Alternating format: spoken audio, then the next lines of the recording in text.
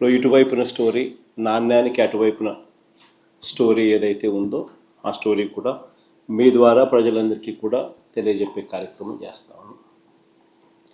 మొట్టమొదటి topic Rayalaseema lift irrigation సంబంధించి.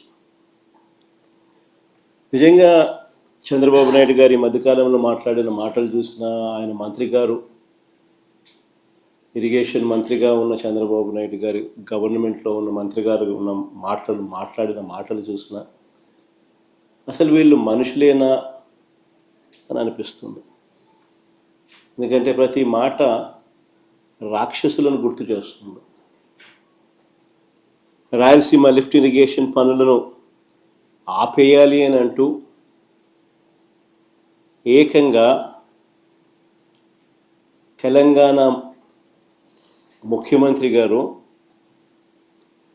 అసెంబ్లీలో క్లోజ్ డోర్ మీటింగ్లో తాను అడిగానని, తన మీద గౌరవంతో చంద్రబాబు గారు ప్రాజెక్టును ఆపేశారు అని ఏకంగా తెలంగాణ ముఖ్యమంత్రి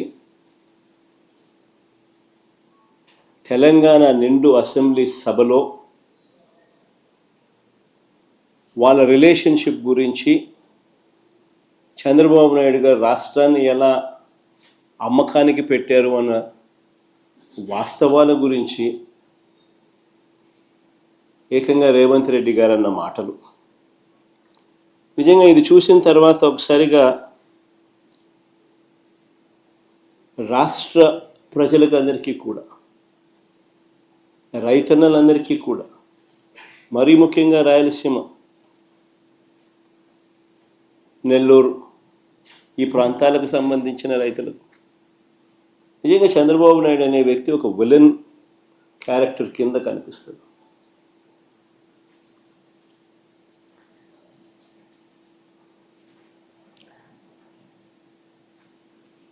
ఆ కుర్చీలో చంద్రబాబు నాయుడు గారు ముఖ్యమంత్రిగా కొనసాగుతూ తన సొంత రాష్ట్రాన్ని ఏ రకంగా తాకట్టు పెట్టాడు,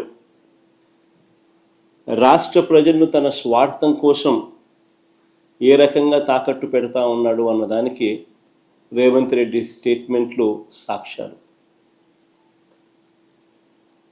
నిజంగా బహుశా భారతదేశ చరిత్రలో ఇలాంటి చరిత్రహీనుడు బహుశా ఎవరు ఉండకపోయి ఉండొచ్చు.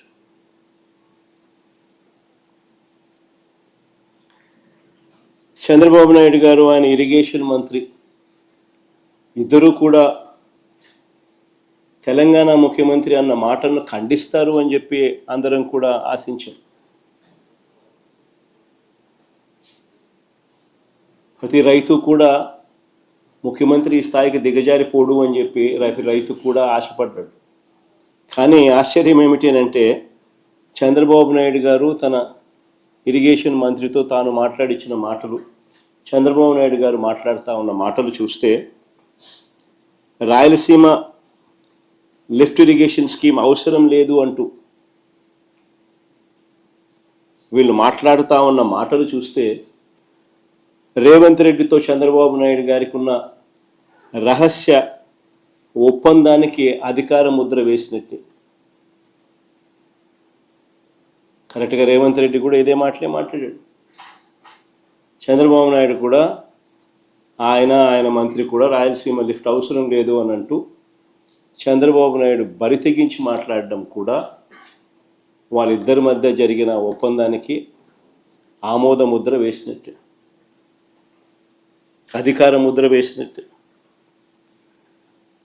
స్వలాభం కోసం ప్రజలకు ఎంతటి ద్రోహమైనా కూడా, ఎంతటి మోసమైనా చేయడానికి చంద్రబాబు నాయుడు అనే వ్యక్తి వెనకాడడు. తన స్వార్థం కోసం పిల్లనిచ్చిన మామను ఎన్టీ రామారావునైనా వెన్నుపోటు పొడుస్తాడు,